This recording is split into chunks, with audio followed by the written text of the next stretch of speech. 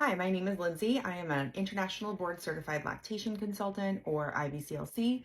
I am a mom of two sets of twins, and I'm going to talk to you today about bringing in your milk supply for multiples who are in the NICU using a pump. So, our first set of twins were born at 30 weeks and 3 days. They spent 47 days in the NICU.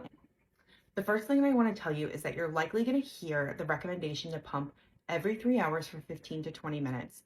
That is the recommendation for a singleton. Our body has a little bit of a heads up that we had twins, but it doesn't automatically make that milk without the correct stimulation to match it. So we need that pump to mimic what two healthy full-term newborns would be demanding of our supply. So 10 to 12 times a day, that is the best practice to bring in milk for two babies.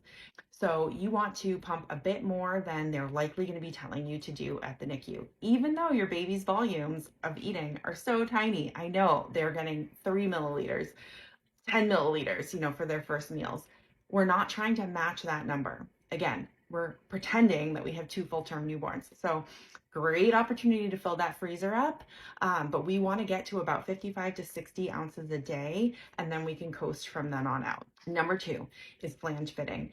Make sure that you're using a flange that is a correct size. So you want to be either measured by an IBCLC, which I can do virtually, or you can look up the instructions and do it yourself from online.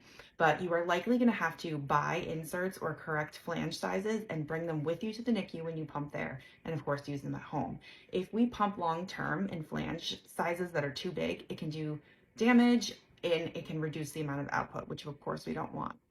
Number three, I want you to keep track of how much milk you're making. So tally up at each session at the end of the day, and then be able to look back and see your totals. So using an app can be awesome for this. You can use a pen and paper if that's your thing. But it's a really good piece of information where we can see if your supply is taking off and it's just, you're making tons and tons of milk and the verge of an oversupply. We can taper things back a bit. If we are seeing it rise at a really predictable, healthy amount, then we know what we're doing is working. And then also, if it's not rising the way we want to see it, then we know we need to try something different. But it can definitely be motivating to see that number go up and kind of reward you for all that hard work that you're putting into pumping, because I totally get it. I know it's hard to keep that pumping schedule in the NICU, but if you can really invest this time in the first couple of weeks, it is going to set the stage for your future supply, which is so important. So follow me for more tips on lactation and multiples. I'm Lindsey Castiglione, IBCLC.